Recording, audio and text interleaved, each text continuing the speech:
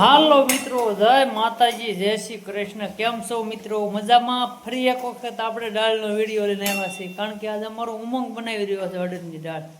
હા, તે નાનું અમથું પણ દાળ બનાવી છે. અને જુઓ અડદની દાળ કઈ રીતે બનાવે છે તમને ઉમંગ બતાવો.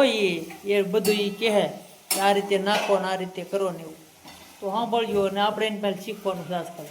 તો અમારો ઉમંગભાઈ જુઓ, અત્યારે ઉમંગભાઈ શું કરી રહ્યા છો તમે? દાળ. અત્યારે શું છે દાળમાં નાખવાનું? ડુંગળી ટમેટા. હે? ડુંગળી હા, ટમેટા તેલ. ડુંગળી ટમેટા ને તેલ કકડે છે કા? હા, ડુંગળી ટમેટા ને તેલ. ઉમંગ કહે છે જવો એ બેઠો બેઠો ડોયો હલાવી રહ્યો છે. અને હવે શું નાખવાનું છે પછી ઉમંગ? હવે અને પછી દાળ. દાળ.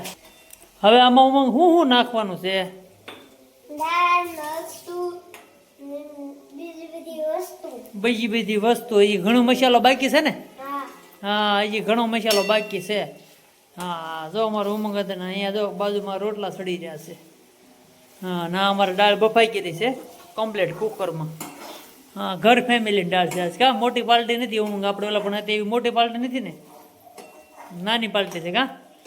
ઘરની દાળ નહીં? હા. શું કરશો ઉમંગ હવે? પાણીમાં મરચું નાખ્યું છે, લસણવાળું. હા. લસણવાળું પાણીમાં મરચું નાખી દીધું છે. અને આ મરચું આમાં નાખવાનું છે? આમાં. એમાં નાખવાનું છે. હે? એટલે આમાં નાખી દેવાનું છે. મસાલો તૈયાર થાય એમાં, ગ્રેવી તૈયાર થાય છે એમાં નાખવાનું છે. જુઓ તમે, આ એને ઉમંગ અમારે લસણવાળું મરચું પલાળીને કમ્પ્લીટ કરી નાખ્યું છે. હવે એમાં ગ્રેવી, એટલે ગ્રેવીમાં નાખી દેવાનું છે મરચું પાકવા માટે. કાં ઉમંગ? હાલો, અમારું ઉમંગભાઈ નાખે છે મરચું. હવે જુઓ, હા હાલો નાખી દીધું બધું મરચું. હા હા, પછી ઉમંગ પાછું સાલિયામાં પાણી નાખ્યું, પછી એ પાણી એમાં નાખી દેવાનું. હા, નાખો. હા હા, ભલો આમાં નાખી દીધું પાણી. હવે ઘડીક હલાવવાનું. થોડુંક પાણી નાખો એટલે પછી શું છે મરચું બળવા ન કરે કા? બરોબર ને? હા, આજે અમારા ઉમંગના હાથની દાળ ખાવાની છે. કેમ ઉમંગ? હા, અને આ રોટલા બનાવ્યા છે ઉમંગે. કોણે બનાવ્યા? તે બનાવ્યા? તો નિશુ બનાવ્યા રોટલા. નિશુના હાથના રોટલા ખાવાના છે ને ઉમંગના હાથની દાળ. કા ઉમંગ? હા. આ શું છે ઉમંગ?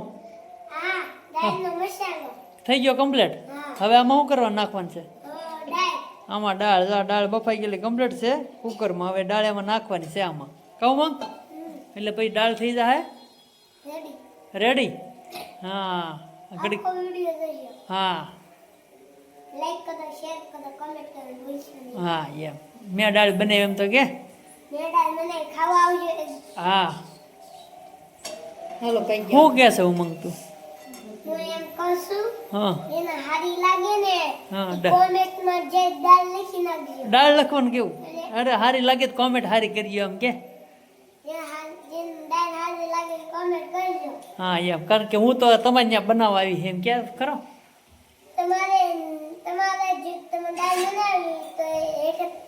કોમેન્ટ કરી દેજો, હું તમને ત્યાં આવી બનાવવા માટે. જો દાળની ગ્રેવી થઈ ગઈ છે કમ્પ્લીટ, અને સરસ મજાને અમારે ઉમંગ પકવી નાખી છે બેઠા બેઠા.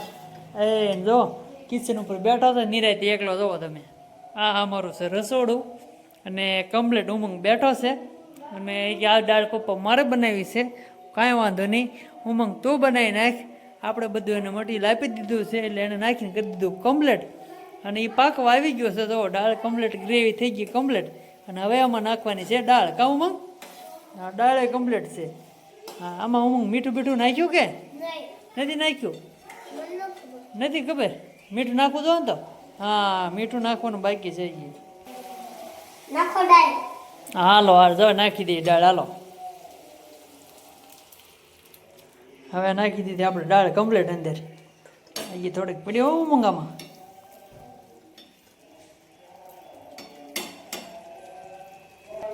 હવે નાખી દીધી છે દાળ કમ્પ્લીટ. પછી આપણે દાળ થઈ ગઈ કમ્પ્લીટ ને આવી ગઈ ભાણામાં. જુઓ થાળીમાં આવી ગઈ કમ્પ્લીટ દાળ અને રોટલા પણ કમ્પ્લીટ થઈ ગયા ને હવે ઉમંગ જો મીડો ડબ્બા તો ઉમંગ જો તો ખરો હામું મજા આવે કે હે મજા આવે હા એમ તો વાંધો નહીં આપણે દાળ ઉમંગ તો બનાવ્યો બધી હા એટલે લાઈક છે ને કોમેન્ટ કરવાનું ભૂલતા નહીં ઉમંગ વિશે તમે હા ક્યાં ઉમંગ અને જો તમારે પણ ઓર્ડર લેવો હોય ને તો ઉમંગ આવશે દાળ બનાવો જાય ને ઉમંગ બધાને ઉમંગ આવશે બધાને દાળ બનાવો તો જરૂરથી એક લાઈક છે ને કોમેન્ટ કરી દઈએ ઉમંગ વિશે હા